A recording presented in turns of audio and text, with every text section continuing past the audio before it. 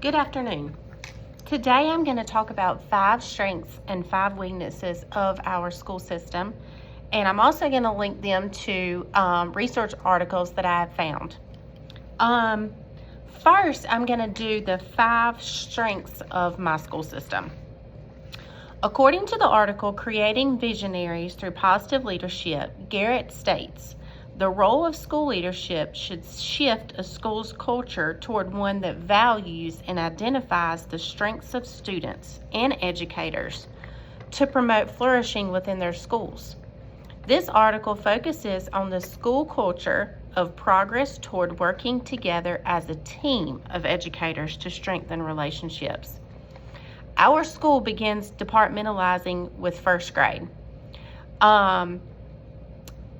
In first grade, the students have 2 different teachers. They have a math teacher and then an ELA teacher. And then moving on all the way up to 5th grade, our students are departmentalized with 4 different teachers. An ELA teacher, writing teacher, science and social studies, and math.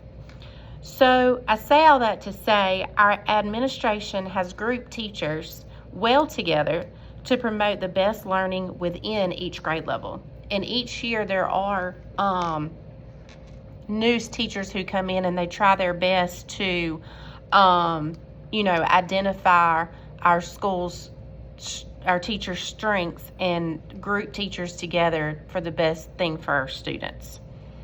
The second article, according to Buddha and the article, Evaluation of Intensive Reading Strategies, he discussed how students in rural settings score lower than those in suburban settings. This matches the school culture of school-wide student achievement. Our rural school where I teach has a grant for our after-school program. This helps utilize time after school to reinforce concepts and strengthen knowledge of material. The students also get to do activities and have supper before going home. So I feel like this grant helps our school to helps our students that are in the after school program do the things at school that they possibly would not do at home, such as homework and studying. The third article, Mapping Education Leadership of Mental Health Promotion by Turner and Friesen, mentions how educational leaders should effectively implement mental health in schools. This matches with the school culture review of level a sense of belonging. We have a full-time mental health counselor for our pre-K through 12 school. She is constantly working with students in classes during their camp time and doing lessons on mental health for our students. We also have a word of the week on our morning announcements where students learn from that, as well as the teacher going into classrooms in camp time, teaching them about health and mental health and all kinds of things that she does depending on each grade level. Okay, the fourth article, Exploring How Change of Leadership Influences School Culture and Teachers' Teaching. It discusses how strong instructional leadership is key to improving teaching quality and a positive school culture. This school culture refers to the principals supporting teachers. Our assistant principals, we have 1 principal throughout our pre-K through 12 school, and elementary has 2 assistant principals. So we highly rely on our assistant principals. And I would say that they definitely support teachers as far as if we need something or behavior issues or anything. We are very, very lucky and supported by our administration. Okay, the 5th article, Families' Involvement at Primary School and its Impact on Children's Performance. The author mentions there is a significant positive relationship between parental involvement and student performance. This aligns with the school culture of trust between teachers and parents. Some parents are very involved, and we know that, and of course some aren't. We call them for meetings, we invite them to our school for all the activities. Of course, some parents always come, Some are difficult to get a hold of, and it shows in the relationships that we have with the students at school. It also shows in their work performance at school.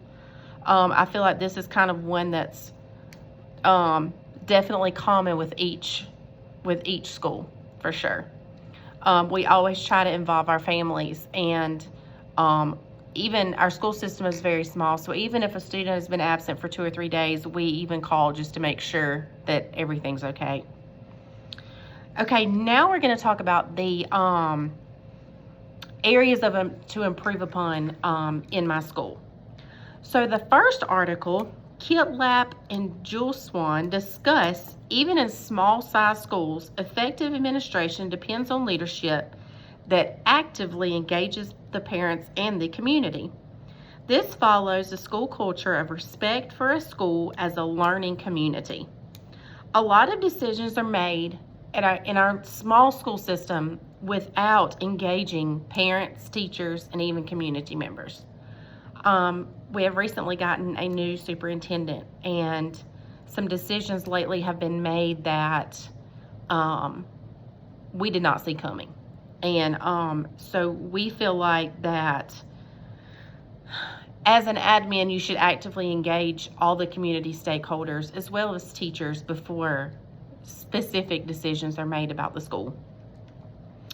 Article number 7, Randy Dunn emphasizes rural schools at the district level often have disadvantages. This is under the school culture of level of leadership distribution.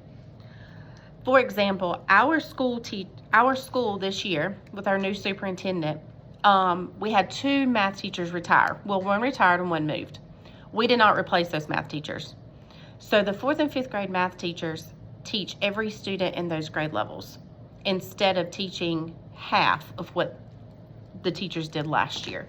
So it has been a real struggle for those teachers to teach every student, which is about 80 students, and not have, they're the only teacher for the grade level. So I feel like our small district does have some disadvantages as far as funding and not rehiring those teachers and putting that money elsewhere, and just kind of some of the decisions that a lot of people didn't agree with for those students, for sure, and the teachers. In the next article, the school challenges of students with visual disabilities. The author, Timiskin, discussed how if the environment in which learning occurs is not supported with visual impairments, their learning will be interrupted. This follows the school culture of working together as a team to reduce isolation. We have 2 students, one in the 2nd grade and one in the 5th grade. They're a brother and sister, and they are visually impaired. The 5th grade student is more so than the 2nd grade student. And we feel, I am the special education teacher for that student, and we feel that these students do not get the proper, visual resources that they need. They do have a vision teacher on the computer, and that does work, but as we all know, sometimes technology can be very challenging.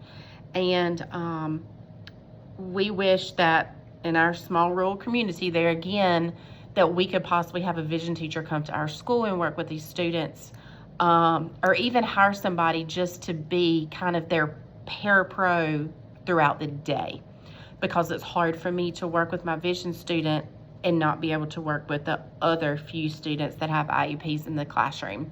It's been very challenging.